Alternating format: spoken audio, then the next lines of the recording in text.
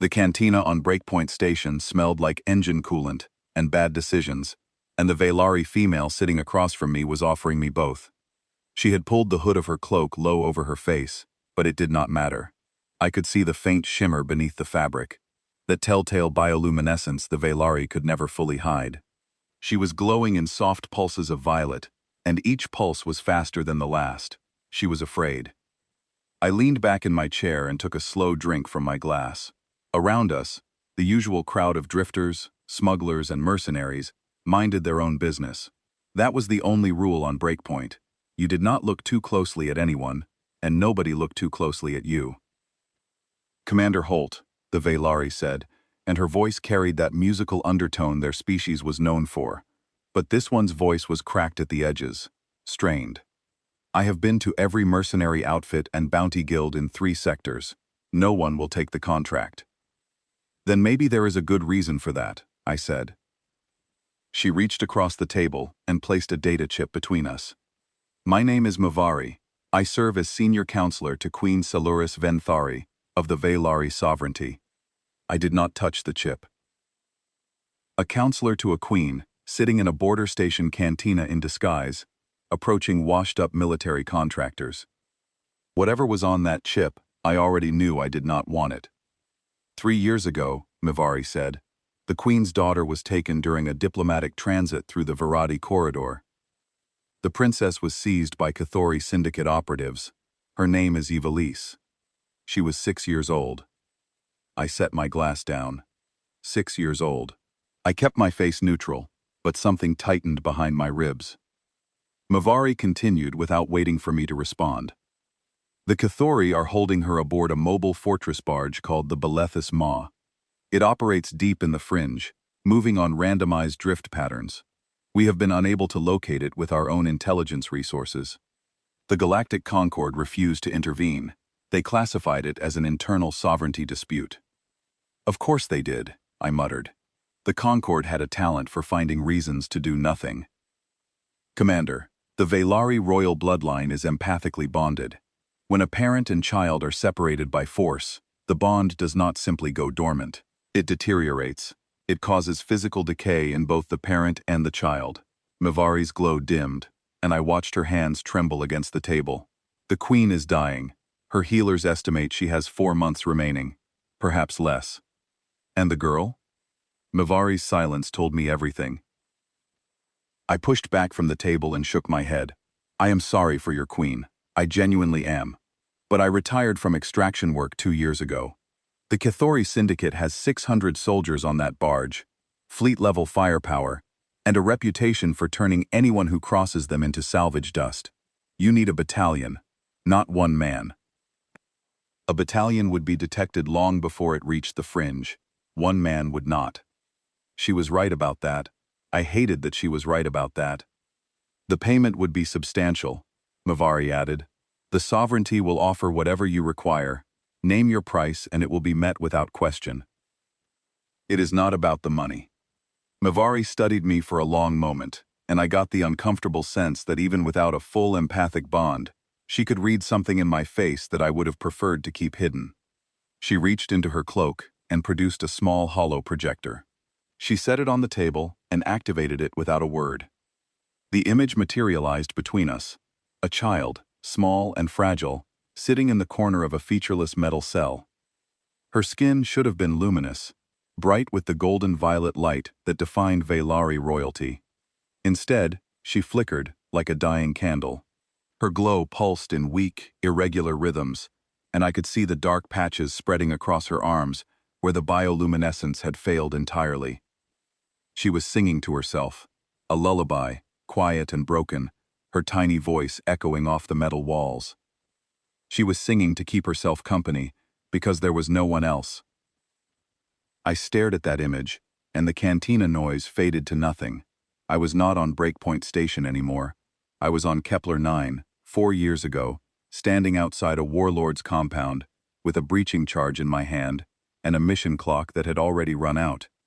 There had been a child inside that compound too, a human girl, 7 years old, taken for ransom by a regional warlord who had decided she was worth more as a message than as a hostage.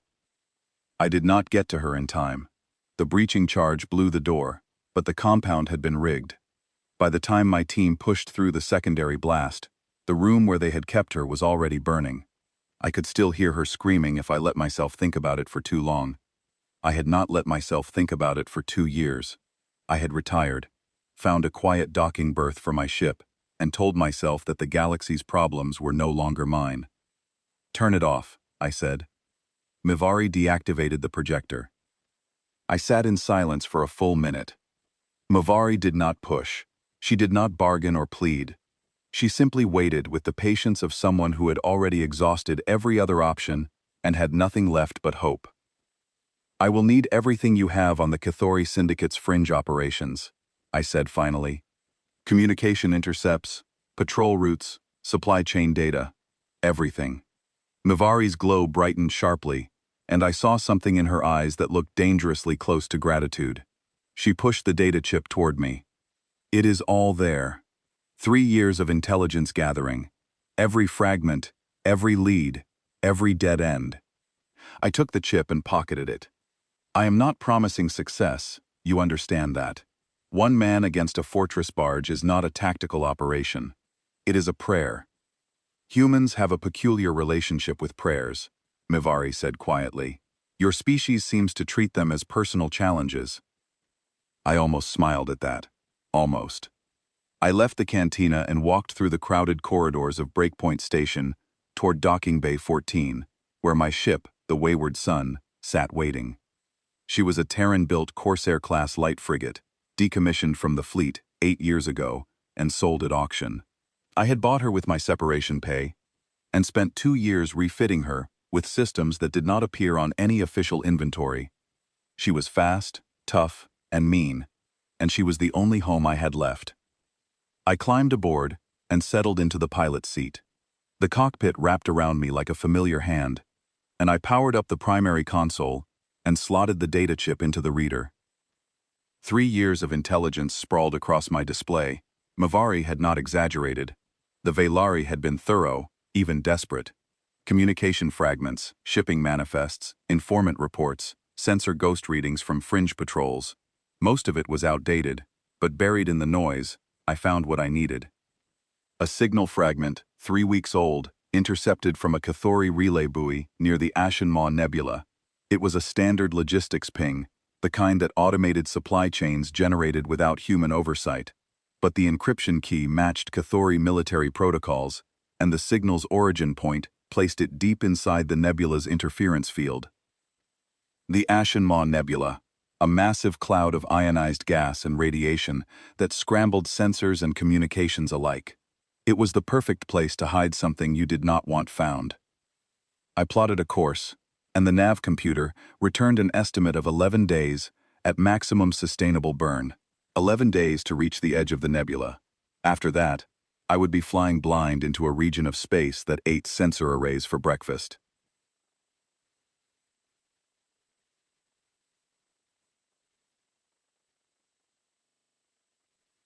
I undocked from Breakpoint Station without filing a departure manifest. The clamps released, the docking umbilical retracted, and the Wayward Sun slid free into open space. Stars spread out before me in every direction, cold and indifferent, and somewhere out there in the dark, a child was dying in a metal cell. I pushed the throttle forward and watched the stars begin to streak. On the console beside me, the signal fragment pulsed in slow, patient rhythm. A breadcrumb trail laid by machines that did not know they were giving away a secret. I followed it into the black. The first 3 weeks were the loneliest kind of work. I crossed out of Concord-regulated space within 48 hours and entered the buffer zone that separated civilization from the fringe. Out here, the navigation beacons thinned to nothing, and the only traffic was the occasional smuggler running cargo too illegal, even for the border markets. I spent the transit time studying the data chip Mivari had given me. I read every report twice. I cross-referenced supply chain patterns against known Cathori logistics networks. I mapped probable drift corridors for a vessel the size of the Belethus Maw and calculated fuel consumption rates that might force it toward specific refueling points. The picture that emerged was not encouraging. The Belethus Maw was a converted ore hauler, 300 meters long, with military-grade armor plating welded over its original hull. It carried a crew of over 600 Cathori soldiers, an unknown number of captive laborers, and enough firepower to give a Concorde patrol frigate serious trouble. It was not a ship. It was a floating fortress, and it had been designed to disappear. On the 7th day, I dropped out of transit near a dead station called the Rust Market. It was exactly what it sounded like. A derelict mining platform converted into a black market trading post where the only currency that mattered was information. I docked, paid the berth fee and untraceable credits, and went looking for a man named Gregor Fenn. Fenn was a data broker. He sold information to anyone with the credits to buy it, and he had a reputation for knowing things that no one else did. I found him in a sealed booth at the back of the station's trading floor, hunched over 3 separate data terminals, with a drink in one hand and a cipher key in the other. "Holt," he said without looking up, "I heard you retired." I unretired. That never ends well. He finally glanced at me, and his eyes were sharp despite the drink. "What do you need?" "The Belethus Maw. Current location." Fenn's expression went carefully blank. That told me he knew something. It also told me he was weighing whether sharing it was worth the risk. "The Cathori do not appreciate people asking about their operations," he said. "The Cathori are not here. I am." Fenn studied me for a moment, then pulled up a star chart on one of his terminals. He highlighted a region deep inside the Ashen Maw Nebula, roughly 200 light-years from our current position. 3 days ago, a Cathori resupply convoy passed through the Rust Market without stopping. They were running dark, no transponders, but their engine signatures matched military-grade Cathori drives. The convoy's trajectory was consistent with a rendezvous point somewhere in this sector. He tapped the chart. A small cluster of coordinates blinked in the heart of the nebula. "That is as close as I can get you," Fenn said.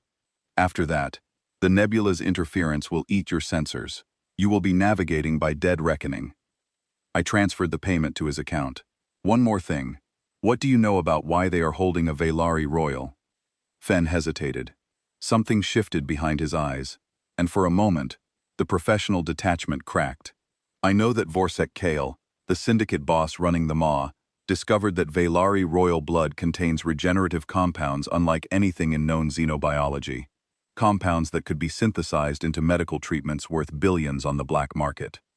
The words hit me like a punch to the chest. "He is harvesting from her." Fenn did not answer, but he did not need to. I left the Rust Market within the hour.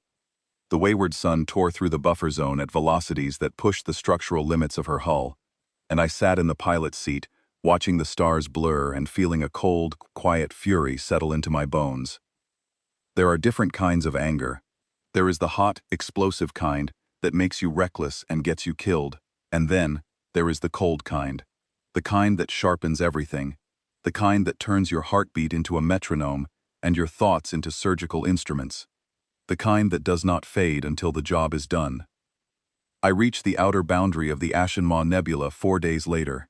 The nebula stretched across my viewport like a wound in space, vast clouds of ionized hydrogen and helium, glowing in shades of crimson and amber. Beautiful, if you did not know what was hiding inside it. I killed my transponder, powered down every non-essential system, and slipped into the nebula's embrace on passive drives only. The interference hit immediately. My sensor display dissolved into static. Communications went dead. Navigation became a matter of visual reference points and the inertial tracking system that I had calibrated by hand during the transit. For 2 days, I drifted through the nebula's interior, following the trajectory that Fenn's data suggested. The gas clouds shifted around me in slow, massive currents, and the radiation made my hull creak and groan in ways that were not comforting. Twice, I passed through regions dense enough to block all external light, and the wayward sun moved through absolute darkness with nothing but instrument glow to prove I was still alive. On the 3rd day inside the nebula, I found the Belethus Maw. It appeared on my visual display first, a massive silhouette against a backdrop of glowing gas. 300 meters of armored hull, bristling with weapon emplacements and sensor arrays, hanging in the nebula like a predator resting between hunts. Even from a distance, I could see the running lights of smaller ships docked along its flanks, supply tenders, and patrol craft clustered around the fortress barge like parasites. I held position behind a dense gas formation and observed. My sensors were useless at this range in the nebula, but my eyes worked fine. I watched the maw for 6 hours, cataloging every visible detail. The docking bays on the port and starboard sides, the patrol craft launch schedule, the exterior maintenance crews working in vacuum suits along the hull. And then I saw something that made the cold anger in my chest burn even colder.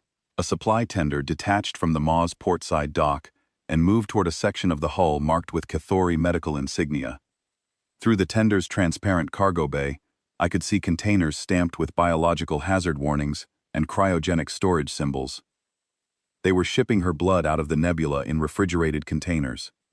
I closed my eyes and breathed. In, out, slow and steady.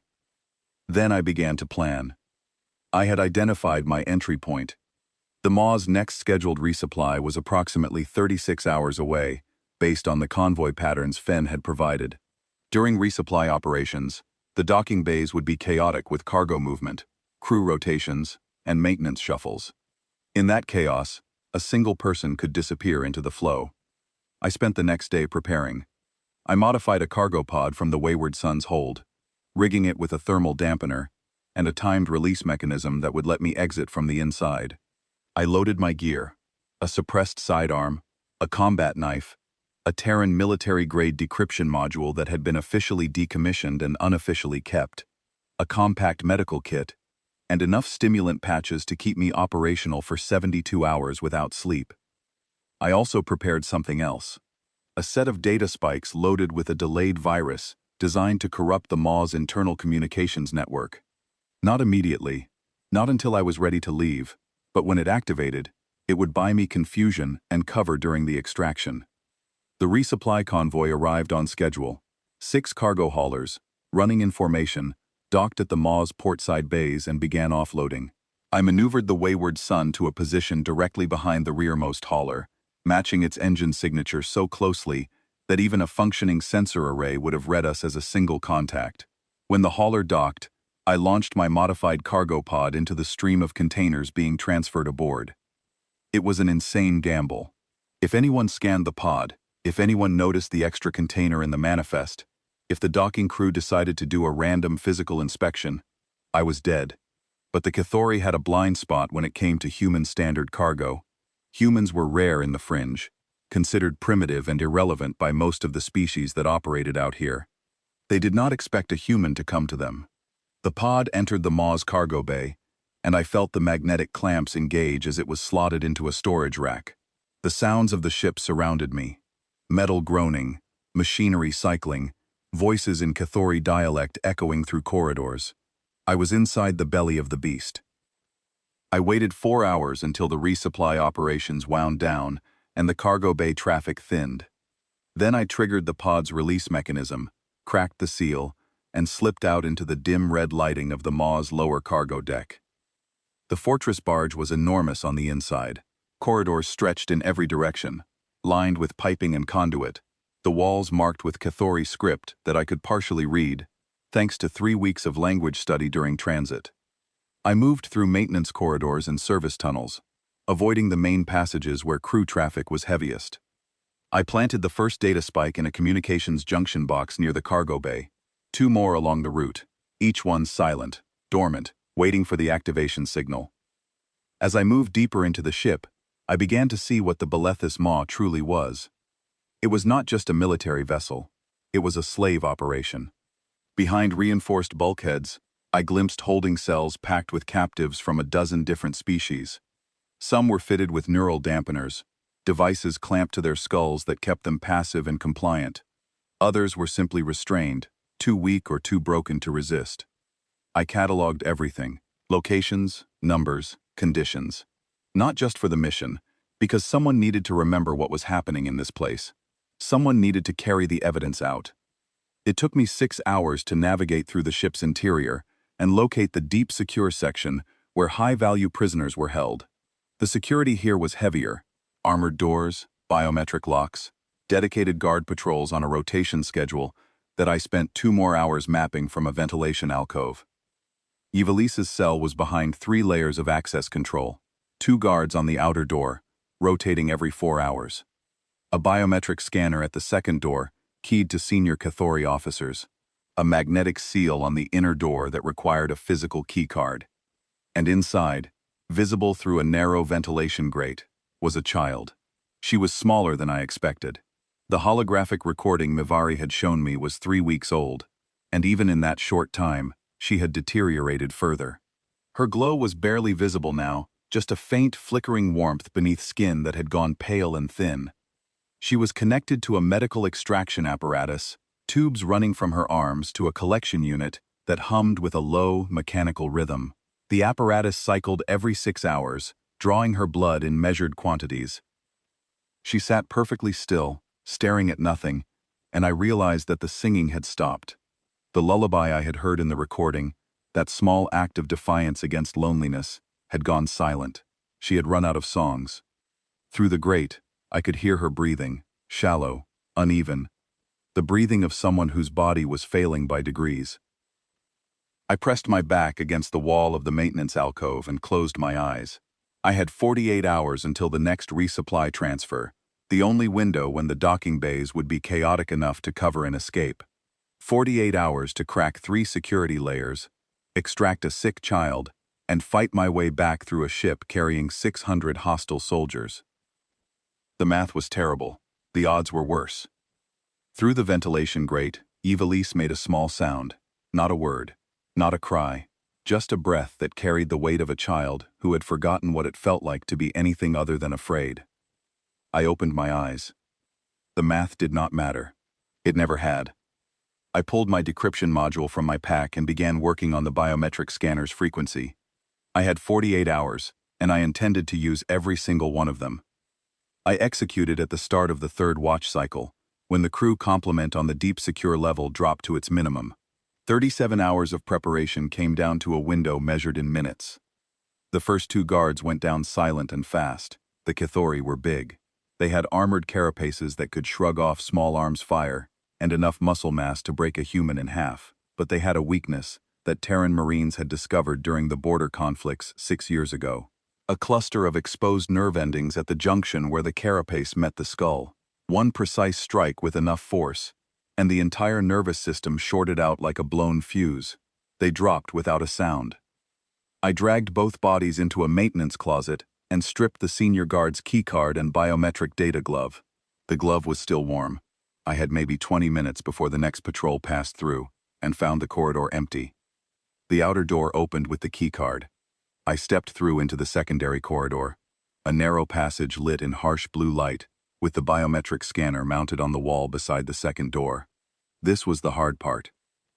I fitted the stolen biometric glove over my own hand and pressed it to the scanner. The display flickered. Red.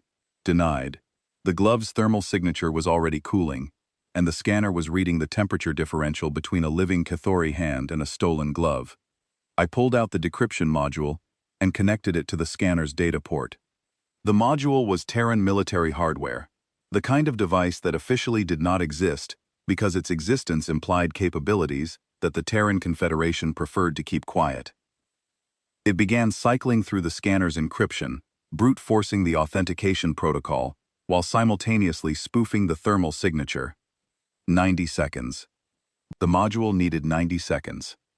I stood in that corridor with my sidearm in one hand and the module running in the other, counting heartbeats. Every footstep echoing from distant corridors was a potential death sentence. Every hum of the ship's systems could have been an alarm warming up. At 82 seconds, the scanner turned green. The second door opened. I disconnected the module, stepped through, and faced the final barrier, a magnetic seal requiring the physical keycard. I swiped it. The lock disengaged with a heavy clunk that sounded impossibly loud in the silent corridor. The inner door slid open, and I was inside. The cell was cold, clinical, bare metal walls, a thin sleeping pad on the floor, and the medical extraction apparatus dominating one corner, its tubes and collection units arranged with mechanical precision around a chair that was far too large for the tiny figure sitting in it. Evilise saw me and flinched. Her entire body curled inward, her arms wrapping around herself. her eyes going wide with a terror that no child should know.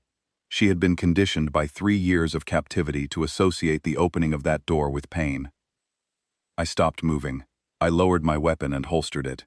Then, I did something that I suspect no Cathori had ever done in this room. I knelt down. I brought myself to her level, so she did not have to look up at another looming figure standing over her. "Ivelisse," I said. My Vaylari was terrible. I had studied the language during transit, practiced pronunciation, until my throat ached from producing sounds the human vocal apparatus was never designed for. But I managed her name, and I managed the next words. "Your mother sent me. I am taking you home." She stared at me. Her eyes were enormous, dark pools in a face that had grown too thin. Her glow flickered, the faintest whisper of golden light beneath her skin, and I could see her trying to read me, the way Vaylari children instinctively read everyone they met. Empathic perception, even at her age, even in her weakened state. She was reaching out with senses I did not fully understand, searching for the emotional architecture beneath my words. I let her look. I had nothing to hide. No deception, no cruelty, no agenda beyond getting her out of this room and back to a mother who was dying without her. If she could sense fear, she would find plenty of it, because I was terrified. But she would also find resolve, and underneath the resolve, a sadness so deep I had stopped trying to measure it years ago. She reached out and took my hand. Her fingers were small and cool, and they gripped mine with a strength that surprised me. She did not speak. She just held on. "I need to disconnect you from this machine," I said, switching to standard, because my Vaylari was not up to the task of explaining medical procedures. "It might feel strange, but it will not hurt, I promise." She nodded, a tiny movement, and I turned my attention to the extraction apparatus. The tubes connected to ports embedded in her forearms, medical-grade insertions designed for long-term use. Removing them improperly would trigger a biosecurity alert wired into the apparatus. I had spent 6 hours studying the device through the ventilation grate, tracing the wiring, and identifying the alarm circuit. I found the circuit and bypassed it with a micro-tool from my kit, shorting the alarm relay before it could activate. Then, carefully, with hands that had disarmed warheads and sutured wounds under fire, I disconnected the tubes. Ivelisse winced, but did not cry out. She watched my hands with an intensity that told me she had endured far worse than this in silence. The apparatus powered down. The collection unit's hum died. For the first time in 3 years, nothing was being taken from her. "Can you walk?" I asked. She tried to stand, and her legs buckled. I caught her before she hit the floor. She weighed almost nothing. "Okay," I said. "Hold on to me. Hold on tight and do not let go, no matter what happens." She climbed onto my back, her arms wrapping around my neck, her legs locking around my waist. I could feel her heartbeat against my spine, rapid and fluttering, like a bird trapped in a cage. I drew my sidearm and moved to the door. The corridor was still clear. I slipped through the second door, then the first, retracing my route through the maintenance passages I had mapped during the long hours of observation. Ivelisse pressed her face against my shoulder and did not make a sound. We made it halfway to the cargo deck before everything went wrong. A Cathori patrol found the empty guard post. I heard the alarm before I saw it, a deep, resonant pulse that vibrated through the walls and floor, accompanied by the harsh bark of Cathori combat orders echoing through the corridor network. Lockdown. Full security alert. Every section sealed. Every guard on station. Every exit blocked. "Hold tight," I whispered to Ivelisse. The first 2 Cathori soldiers came around the corner 15 meters ahead. They were armed with pulse rifles and wearing combat armor, and they saw me immediately. A human, in the deep secure section, carrying a Vaylari child on his back. They did not hesitate. They raised their weapons. I fired first. 2 shots, 2 nerve cluster strikes, and they dropped, but the sound of the discharge echoed through the corridor, and I heard answering shouts from behind us. More boots on metal, more weapons cycling to active. I ran. The next 4 minutes were the longest of my life. I moved through the Maz corridors at a dead sprint, with Ivelisse clinging to my back, and Cathori soldiers converging from every direction. I fired around corners before I cleared them. used maintenance hatches as choke points, and detonated one of my data spikes early to scramble the communications in the section directly behind us. It brought confusion. Not much, but enough. A Cathori soldier stepped out of a side corridor 2 meters ahead. Too close to shoot. I hit him with my shoulder, driving him into the wall with the full momentum of my sprint, and felt his carapace crack against the metal. He went down. I kept running. Something extraordinary happened during that desperate flight through the belly of the Baelthus maw. Evilise began to glow, not brightly, not strongly, just a faint, wavering luminescence that pulsed from her skin in uneven rhythms, and she began to tug at my sleeve. Left, right. I did not understand at first, but then I rounded a corner she had pulled me away from and heard the unmistakable sound of a full squad's boots on the other side. She was sensing them. Her empathic abilities, dormant and damaged by years of captivity, were flickering back to life, and she was using them to feel the emotional signatures of Cathori soldiers before they came into view. She could not speak, could not fight, could barely keep herself conscious, but she was guiding me through the labyrinth of her prison. A 9-year-old child, freshly freed from a medical harvesting apparatus, was helping me save her. We reached the cargo deck. I activated the remaining data spikes simultaneously, and the maw's internal communications dissolved into chaos. Conflicting orders, scrambled frequencies, alarm signals drowning each other out. In the confusion, I fought through the last stretch of corridor between the cargo hold and the docking bay, where I had pre-positioned the Wayward Sun during the supply chaos. The docking bay doors were open. I could see my ship, 50 meters away, her hull scarred and battered, but the most beautiful thing I had ever seen. Between me and the ship stood Vorsek Kale. The Cathori Syndicate boss was enormous, even by his species standards. He stood nearly 3 meters tall, his carapace scarred by decades of violence, his eyes dark and calculating beneath a heavy brow ridge. He wore no armor. He did not need it. Behind him, a squad of 12 soldiers fanned out across the docking bay with their weapons trained on me. "The human contractor," Vorsek said, and his voice was deep enough to make the deck plates vibrate. I was wondering who would be foolish enough to try. I stopped. Evalise's grip tightened on my neck. "Put the child down," Vorsek continued. "Walk away. I will let you leave this ship alive. That is more mercy than most receive." I looked at his soldiers. 12 of them, armed and armored. Behind me, more were closing in from the corridors I had just fought through. The math was impossible. There was no version of this engagement where I came out standing. Evilise whispered against my shoulder, so quiet that only I could hear. "Please do not leave me." I did not answer Vorsek's offer. I set Evilise down behind a cargo container, gently, carefully, and told her to stay low and cover her ears. Then I turned back to the docking bay. Humans process adrenaline differently than any other known species. It is one of those biological quirks that the galaxy's xenobiologists have written papers about but never truly understood. Where most species experience adrenaline as a brief, overwhelming surge that burns out quickly, humans sustain it. We ride the edge. Our heart rate elevates, our reaction time sharpens, our pain threshold rises to levels that other species consider medically impossible. And when a human has someone to protect, the threshold goes higher. I engaged. The first 2 soldiers fell, before the rest registered that I was moving.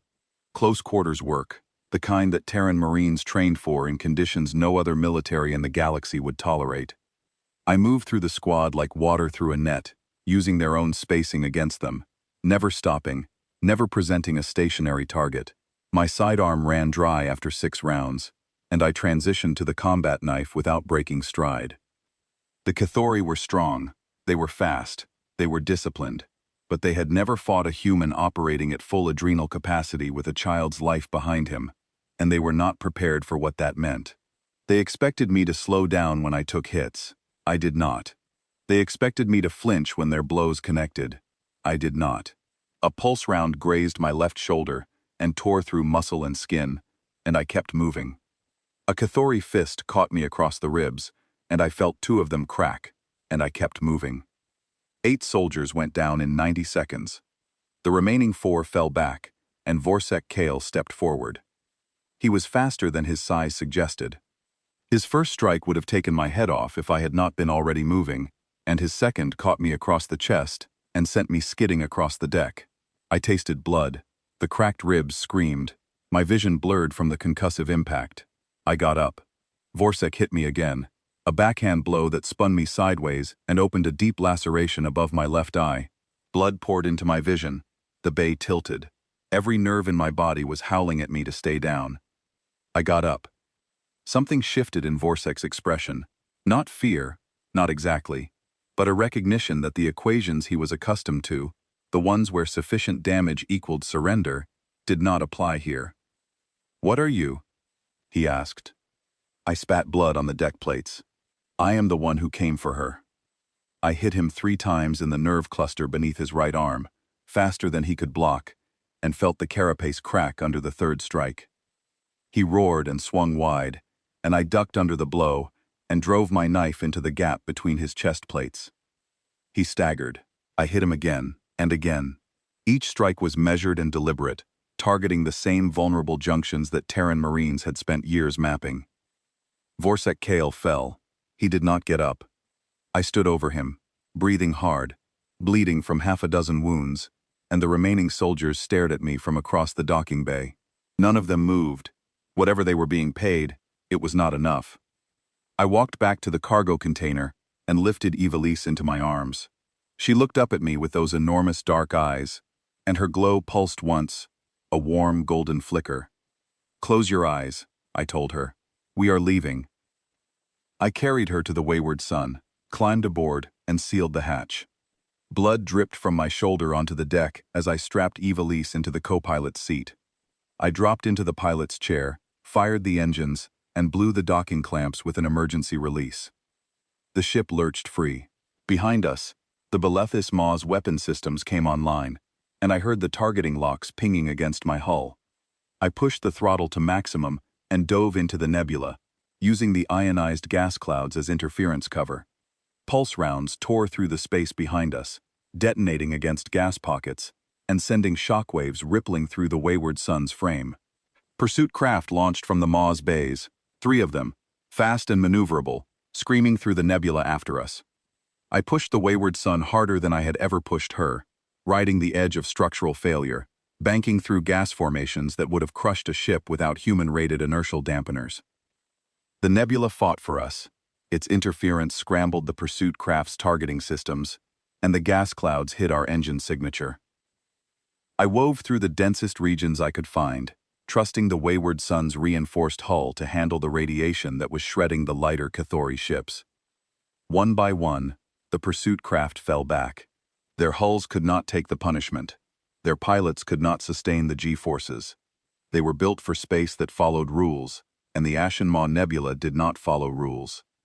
We broke free of the nebula's outer boundary 47 minutes later, and the stars spread out before us, clean and clear and infinite. Behind us, the Maw's remaining forces gathered at the nebula's edge, but did not follow. They had lost enough. I engaged the autopilot, leaned back in my chair, and let out a breath I felt like I had been holding for days.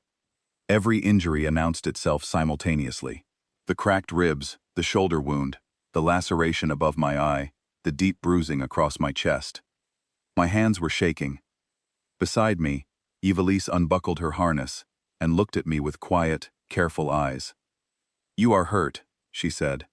They were the first words she had spoken since the cell. "I have been hurt before," I told her. She reached out and pressed her small hand against my wounded shoulder. Her palm was cool and faintly luminous, and where she touched me, I felt warmth seep into the torn muscle. It was not healing. Her abilities were too weakened for that, but it was comfort, an empathic gift, a deliberate transmission of reassurance from a child who had almost nothing left to give. I looked down at her glowing hand on my shoulder, and for a moment, the pain did not seem so bad. "Thank you," I said. She nodded gravely and did not remove her hand. I set course for Velari space and let the stars carry us forward. The journey home took 11 days, and every one of them tested me in ways the fighting never had.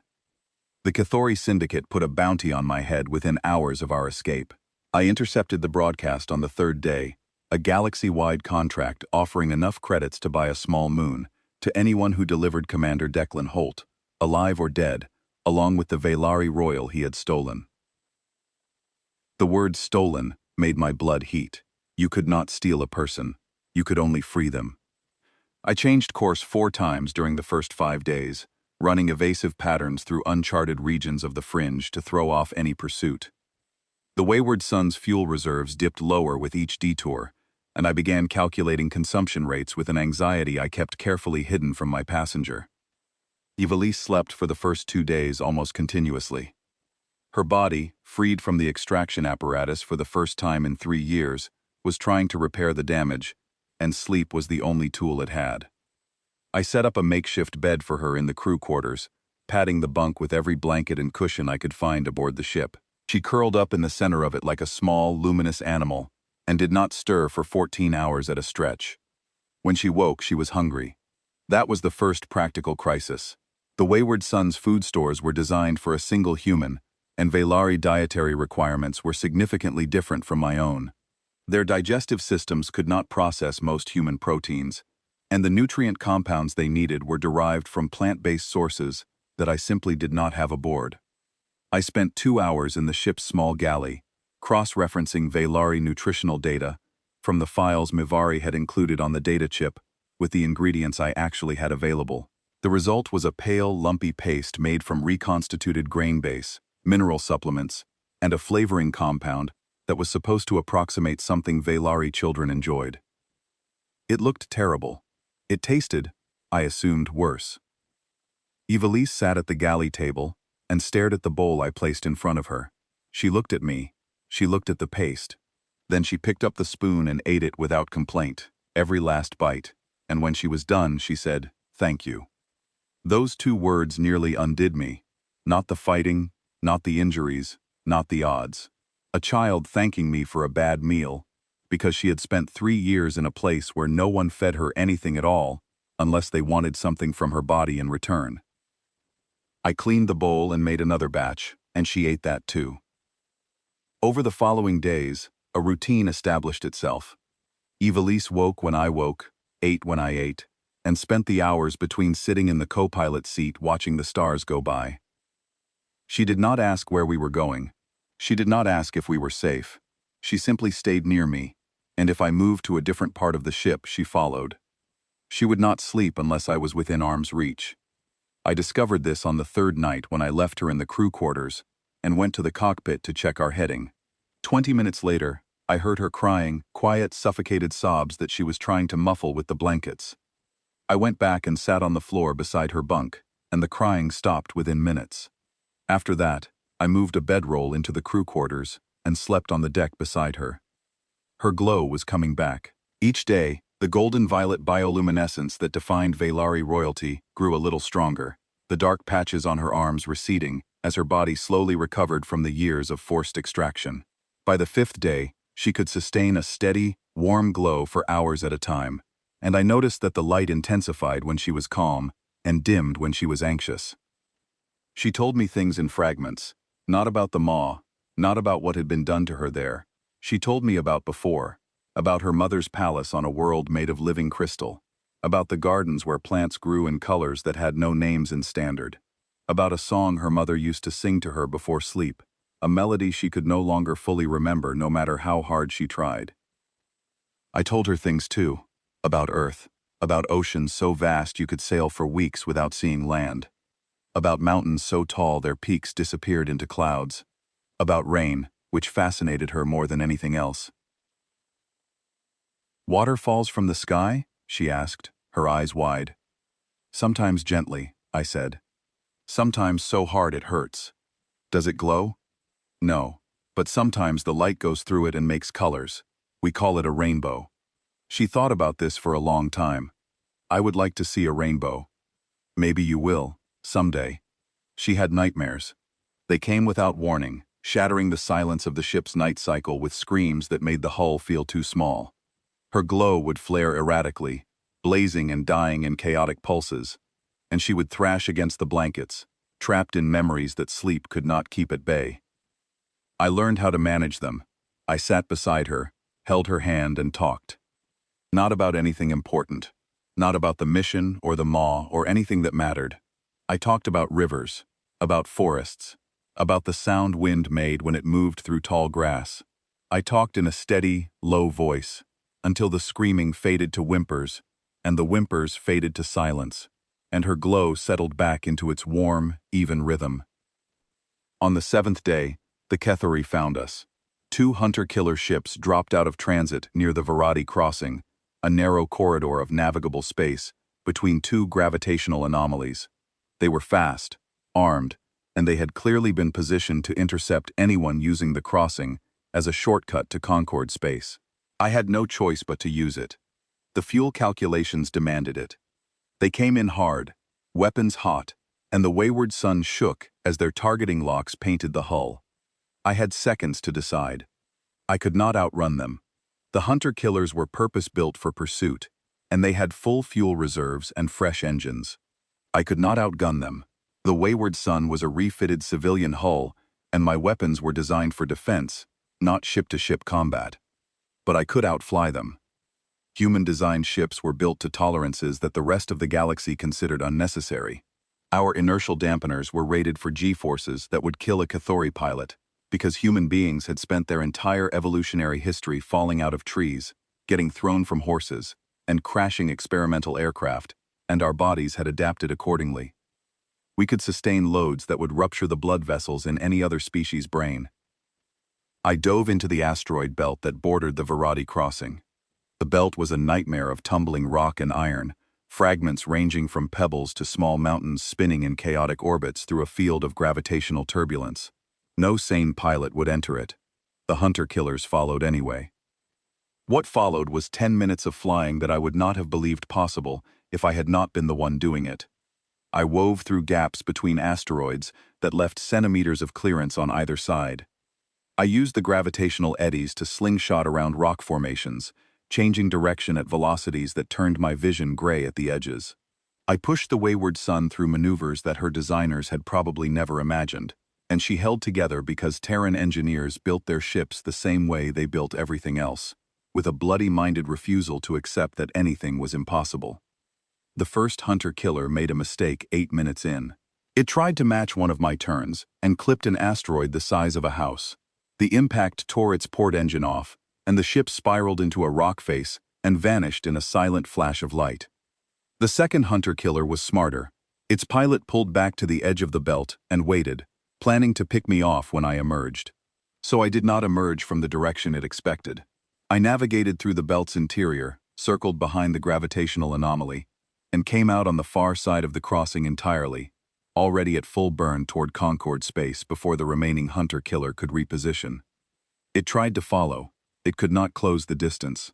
We had too much of a head start, and the wayward sun was faster on a straight run than her appearance suggested. During the entire engagement, Evilise sat strapped into the co-pilot's seat with her hand on my arm. She did not scream. She did not cry.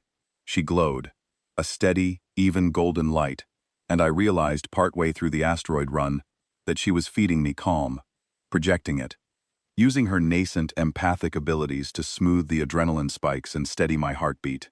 A child who had been rescued from captivity 7 days ago was stabilizing my emotions in the middle of a dogfight. I could not wrap my mind around it. I could not reconcile the fragility of her body with the strength of whatever was inside her that refused to simply give up. When the engagement was over, and the hunter-killer was a fading contact on the rear sensors, I sat in the pilot's seat and stared at Evilise's hand on my arm. Her glow pulsed gently, warm and steady. "You did not have to do that," I said. "You needed help," she replied, as if it were the simplest thing in the world. On the 9th day, I made contact with Counselor Mavari through an encrypted channel. The connection was fragile, routed through 3 relay stations and degraded by distance, but Mavari's face appeared on my display, and the raw emotion in her expression told me everything I needed to know. "She is alive," I said. "She is recovering. We are 9 days out from Velari space." Mavari closed her eyes. When she opened them, they were wet, and her glow blazed so brightly that the display washed out for a moment. "The Queen," she said, her voice unsteady. "The healers say she has days, Commander. Not weeks. Days. Her body is failing. The bond deterioration has reached her core systems." "Then we will make it in time," I said, because there was no other acceptable answer. "The Sovereignty has dispatched an escort fleet to meet you at the border. The Royal Guard. They will be waiting." I nodded. "Tell them I am coming in fast. Tell them not to shoot me." Mavari almost smiled. "I will convey the message." That night, after the connection was closed and the ship was quiet, Evilise found me in the cockpit running final navigational calculations. She climbed into the co-pilot seat, pulled her knees to her chest, and watched me work. "Declan," she said. It was the first time she had used my name. "Why did you come for me?" I set down the datapad and looked at her.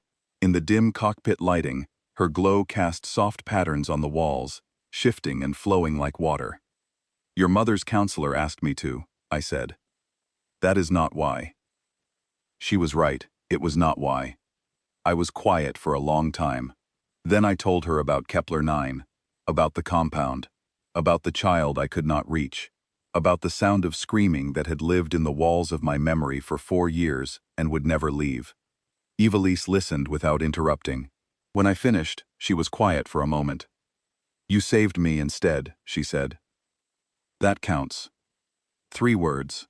That counts. Spoken by a child who had been through more suffering than most beings endured in a lifetime. And somehow, she was the one offering absolution to the man who had carried her out of it. I did not trust my voice to respond. I just nodded and went back to the calculations, and Evilise sat beside me in comfortable silence, her glow steady and warm, until she fell asleep in the co-pilot's seat, and I carried her to her bunk and tucked the blankets around her. On the 11th day, the wayward sun crossed into Velari sovereign space. They were waiting for us. The escort fleet materialized out of the void like a constellation coming alive. 12 warships of the Velari Royal Guard, their crystalline hulls catching and refracting the light of nearby stars into cascading prismatic displays. They were beautiful in a way that human ships never were, designed not just for function but for meaning, every line and surface carrying the weight of a civilization that had turned aesthetics into philosophy. They formed up around the wayward sun without a word, slotting into escort formation with a precision that spoke of centuries of ceremonial practice. On the comms, a single message arrived, transmitted in formal Velari court dialect. "Welcome, champion. The Queen awaits." Evilise pressed her face to the cockpit viewport and stared at the ships of her people. 12 warships, their hulls alive with the bioluminescent resonance that was the Velari's gift to the universe, surrounded the battered, scarred little human frigate like a crown encircling a rough stone. She began to cry, not the broken, nightmarish sobs of her sleep terrors. These were different. These were the tears of a child who had forgotten that she belonged somewhere and was remembering. Her glow blazed. Golden light flooded the cockpit, so bright and so warm that I had to squint against it.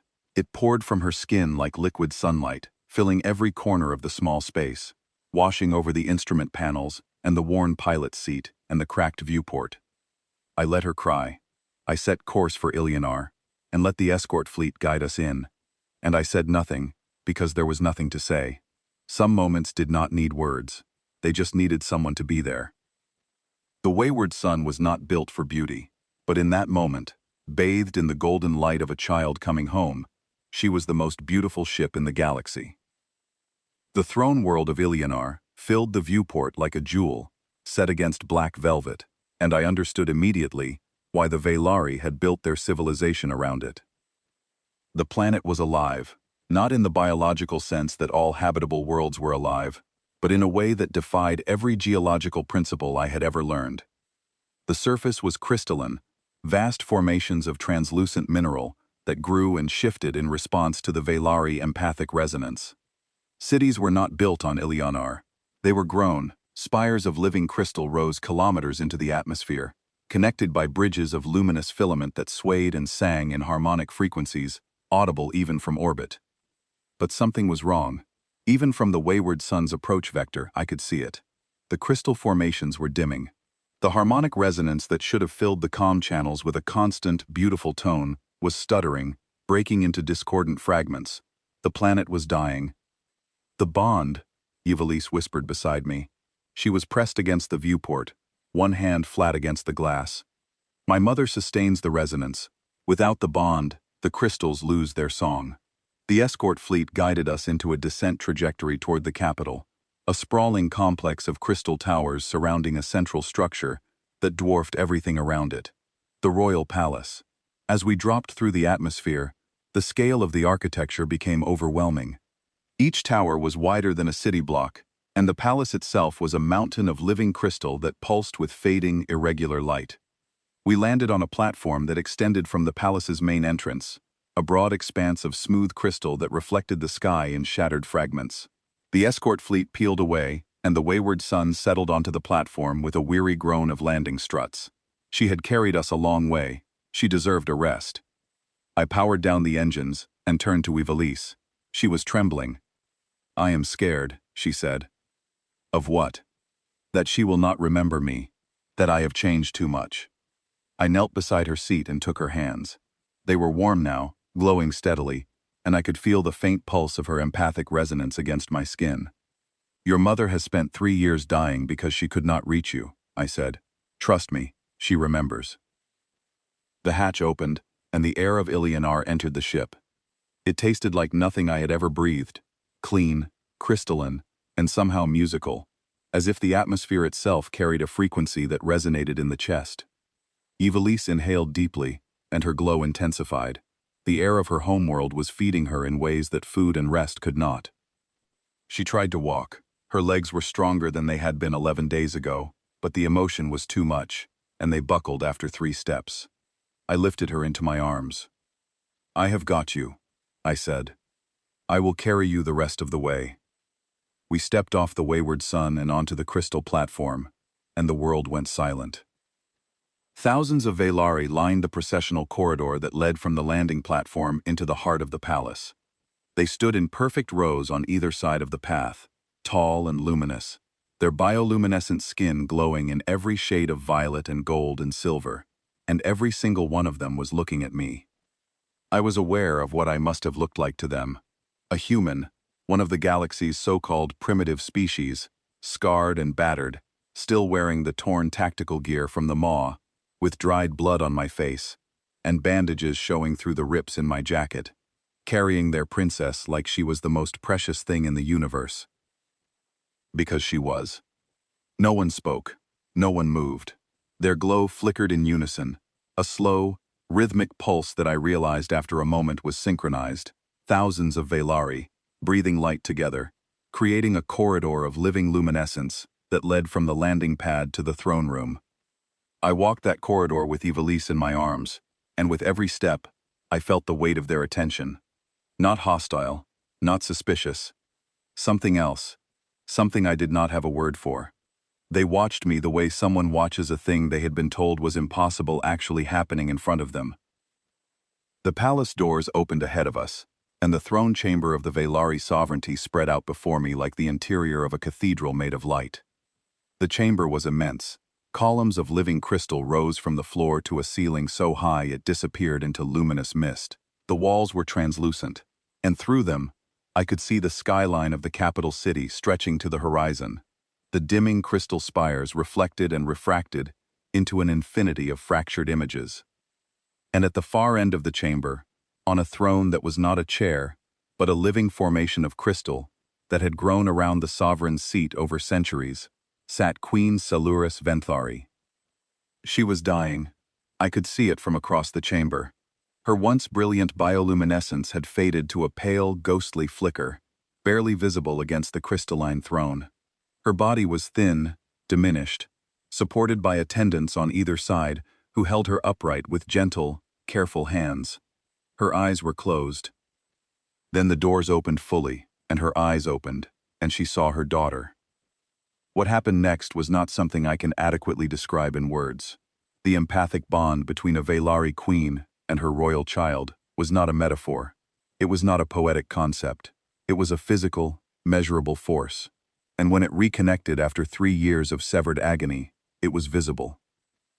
Light erupted from both of them simultaneously, a cascade of golden radiance that arced across the throne chamber like a lightning bolt made of sunrise. It connected them, mother and daughter, across the vast space between the entrance and the throne, and where the light touched the crystal walls, the walls sang, a harmonic resonance so pure and so powerful that it vibrated in my bones and brought tears to my eyes before I understood why. Celuris rose from her throne. Her attendants tried to support her, but she pushed past them. She rose on legs that had not carried her weight in months, driven by a force that transcended the physical limitations of her failing body. She took one step, then another, then she was walking, then running, crossing the throne chamber, with an urgency that defied everything her healers would have deemed possible. Ivalice struggled in my arms. "Down," she whispered. "Please put me down." I set her on her feet. She swayed, steadied, and then she was running too. A small, glowing figure sprinting across the crystal floor toward the woman who had spent 3 years dying rather than accept that her child was gone. They met in the center of the chamber. Celuris dropped to her knees and caught Ivalice in her arms, and the sound she made was not a word in any language I knew. It was a cry that came from somewhere deeper than language, a sound that carried 3 years of severed bonding and sleepless nights, and the slow, relentless awareness that she was losing the one thing that mattered more than her crown, more than her world, more than her life. The queen wept. Not quietly, not with the composure and dignity that I had been told Velari royalty maintained at all costs. Celuris Venthari sobbed with her entire body, clutching her daughter so tightly that their glow merged into a single blazing nimbus of golden light. She wept with the raw, uncontrolled abandon of a mother who had been given back the child she had been told she would never hold again. Around the chamber, the court wept with her. Thousands of Velari, their empathic resonance connected to their sovereign's emotional state, experienced the reunion through the bond, and not one of them could contain it. The crystal columns hummed and sang, their resonance building as the empathic energy poured through the chamber, through the palace, through the planet itself. Outside, through the translucent walls, I watched the crystal spires of Ilienor flare back to life. One by one, then in cascading waves, the dimming formations blazed with renewed light. The harmonic song of the planet, stuttering and broken for months, rose in a crescendo that I could feel in the soles of my feet and the palms of my hands. Colors I had no names for rippled across the sky as the crystalline atmosphere caught and amplified the restored resonance, and Ilienor woke from its long, dying sleep. The healers converged on the queen and princess. I watched from a distance as they confirmed what the bond's reconnection had already demonstrated. Color was returning to Celuris's skin. Strength was flowing back into her limbs. Her glow, nearly extinguished an hour ago, was building toward a radiance that the attendants said they had not seen in years. The empathic bond was healing her in real time, repairing the damage that 3 years of severance had carved into her body. Ivalice was recovering too. The proximity to her mother, the restoration of the bond, and the resonance of her homeworld were doing what 11 days of rest and bad-paced meals aboard the wayward sun could not. She was growing brighter by the minute, her luminescence shifting from the fragile, flickering glow I had carried out of the maw to a strong, steady radiance that painted the crystal floor around her in warm, golden patterns. They held each other for a long time. The court stood witness. No one interrupted. No one dared. I stood at the back of the throne chamber, alone, and watched. The adrenaline that had sustained me for weeks was finally draining away, and in its absence, everything hurt. The cracked ribs sent sharp complaints with every breath. The shoulder wound throbbed beneath its bandage. The laceration above my eye had reopened during the walk from the landing platform, and I could feel blood trickling down my temple. The mission was over. The child was home. The queen was alive. Everything I had been contracted to do was done. I turned toward the door. "Declan."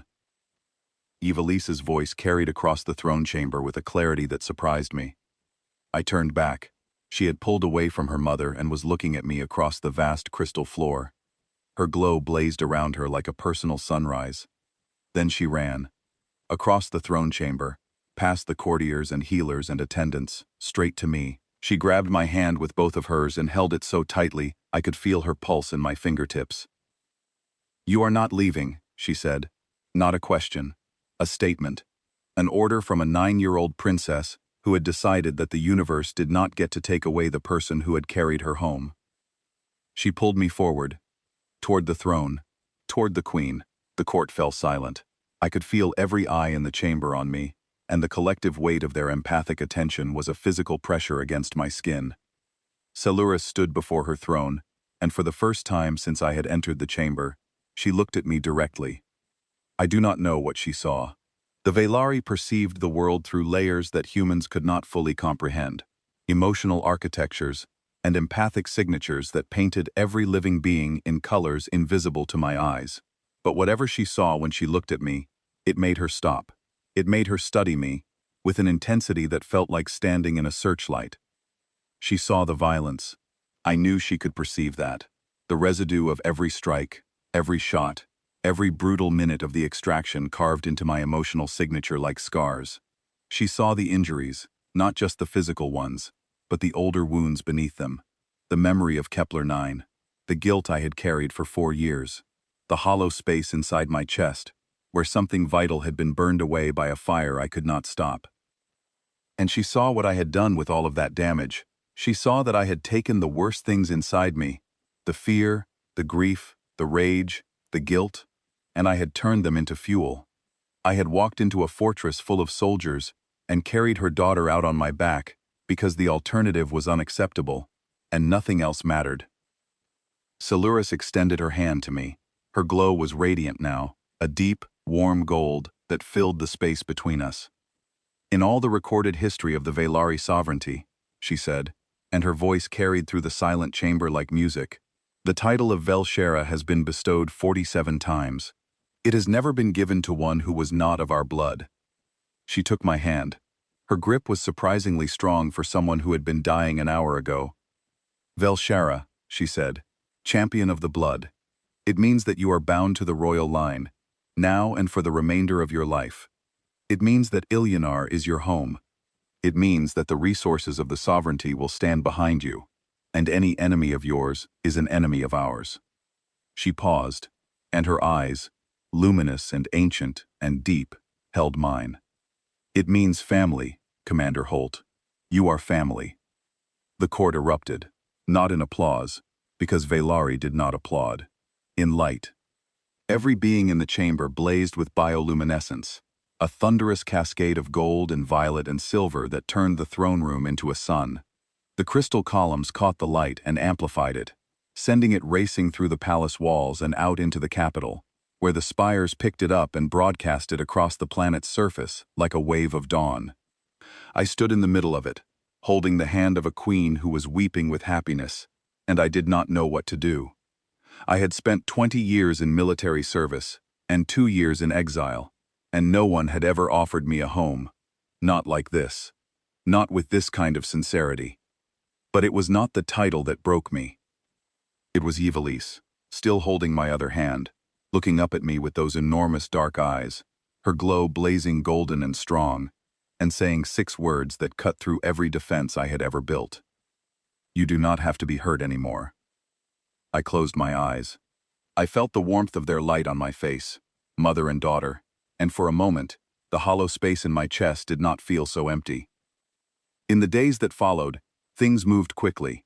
The Velari sovereignty formally announced a mutual defense pact with the Terran Confederation, negotiated and sealed at the personal request of Queen Seleuris.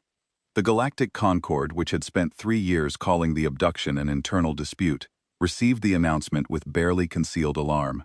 2 of the galaxy's most capable civilizations, united by a bond forged not in politics but in a child's rescue, represented a shift in the balance of power that no one had predicted. The Cathori Syndicate received a different kind of announcement.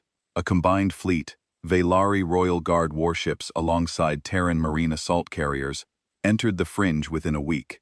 The Belethus Maw was located, boarded, and dismantled. Every captive aboard was freed. Every piece of evidence was catalogued.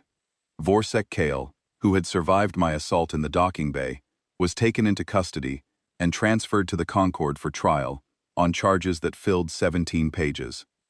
The slaves from the Maw were repatriated to their homeworlds. It took months.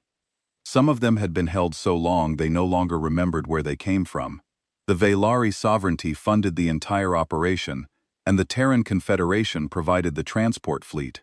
It was the first joint humanitarian mission between the two civilizations, and it would not be the last. I stayed on Ilienar, not because I was obligated to, not because the title demanded it. I stayed because for the first time in longer than I could remember, I had somewhere to be.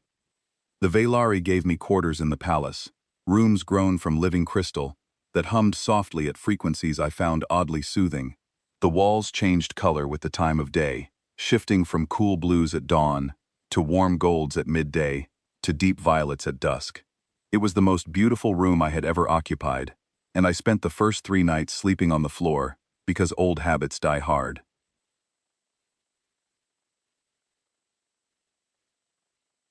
Evelise visited me every day.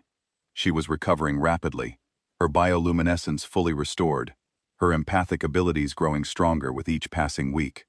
She brought me Veilari food, which was vastly better than the paste I had made on the wayward son, and she taught me her language with a patience that her tutors said was uncharacteristic for a child her age. She also made me watch the rain. Ilienar did not have weather in the terrestrial sense, but the crystal atmosphere produced something similar, a precipitation of luminous droplets that fell from the sky like liquid starlight and shattered against the crystal surfaces in tiny bursts of color. Evelise stood on the balcony during these events and held her arms out, and the droplets broke against her skin in patterns of gold and violet. "Is this like a rainbow?" she asked. I watched the colors cascade across her upturned face and thought about a planet 60,000 light-years away, where water fell from gray skies, and sometimes, if the light was right, it made an arc of color across the horizon. "Close enough," I said. Queen Siluris summoned me to her private chambers one evening, 3 weeks after our arrival. She had recovered fully, her bioluminescence restored to its royal intensity, her body strong, her empathic bond with Evelise humming with a resonance that the healers said they had never recorded at such strength. The near-death experience had not weakened the bond, it had amplified it. She stood on a balcony overlooking the capital, and the crystal spires stretched out before us in the twilight, singing their harmonic song as the planet's rotation carried them from daylight to dark. "My people have a word," Siluris said, "for what you did. It does not translate well into standard. The closest approximation would be love made into action, the act of taking what you feel and giving it weight, making it move through the world, forcing it to matter." I leaned against the balcony railing and watched the spires change color as the light shifted. I was just doing a job. "No," she said gently. "You were not. A job is what the mercenaries I approached before you were offered. They declined because the risks outweighed the rewards. You accepted because a child was dying and you could not tolerate it. That is not employment. That is something else." She turned to face me. "The Concord calls your species primitive, aggressive, dangerously unpredictable. They look at your short lifespans and your fragile bodies and your history of self-destruction, and they conclude that humanity is a species still in its adolescence, not yet worthy of a seat at the table." Her glow intensified. "They are wrong. They are catastrophically wrong, and the proof is standing on my balcony." I did not know what to say to that, so I said nothing. "The galaxy will learn," Siluris continued. "Slowly, reluctantly, but it will learn. Not because humanity will conquer or dominate or impose its will, but because one day, a moment will come when something terrible is happening and everyone else is calculating the risks, and a human will simply stand up and walk toward it. Not because the odds are favorable, not because success is guaranteed, but because something inside you, something the rest of the galaxy cannot fully comprehend, refuses to look away." She placed her hand on my shoulder. The warmth of her glow seeped through my shirt and into the muscle beneath, and I felt the echo of her empathic resonance, not reading my emotions, but sharing hers. Gratitude so deep it had no bottom, respect so genuine it made my throat tight. "You carried my daughter home," she said. "And in doing so, you saved my world. You saved my people. You saved me.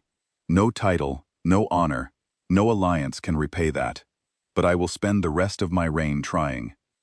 She left me on the balcony, and I stood there for a long time, watching the crystal spires pulse with light as night settled over Ilienar.